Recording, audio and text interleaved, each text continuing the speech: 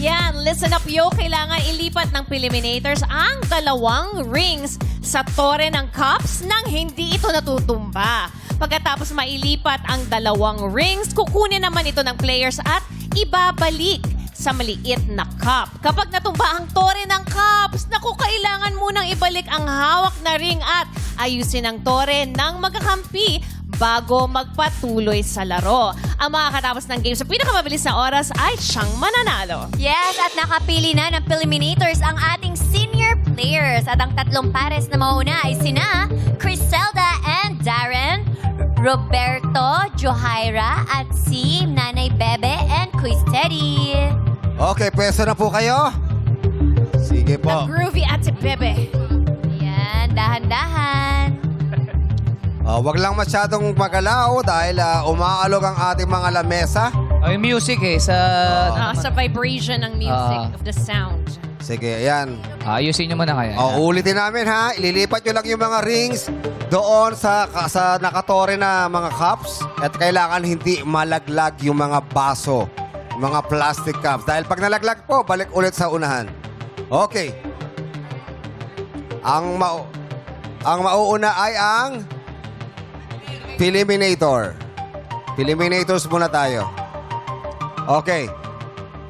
Pagbilang ko na 3 in 3, 2, 1, go! Pabilisan po ng oras.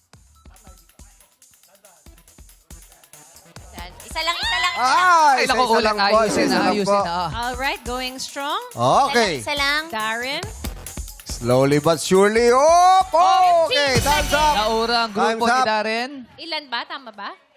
16. 13. 16.13. Oh, yan ang time to beat. 16.13 ang time to beat. Okay, next players tayo. 2 naman muna. Ion and Next Judy. players. Ion and Jukes. Sino pa sa kabila? 16.13 seconds ang ating time to beat.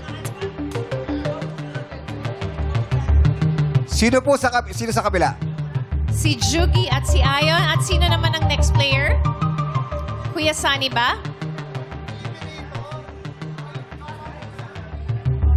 Next players. MC Lassie and Kuya Roberto. Ay, Tapos na si Tatay Roberto. Oh, kayo na. kayo lang pala. Kayo na. Kuya Sunny and Ryan. Go. Pesto na po kayo. Okay, Peliminators muna.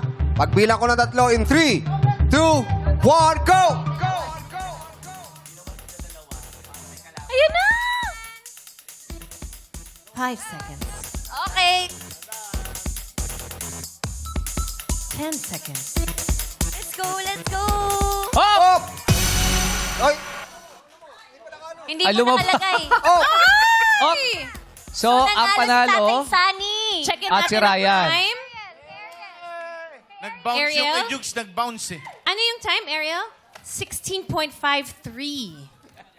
So, 16.13 pa rin ang leading si Criselda at si Darren. Pero meron pa tayong last batch. Yes. Lumagpos po kayo sa 16.13, Tatay Sunny. Ang last batch natin ay sina. MC and Lassie, Ate Alma and Sean. Uy, pagaling si Sean dito, ah. Good Okay. Sir, naka-red siya. Players, pagbilang ko ng 3, mag-start na tayo in 3, 2, 1, go!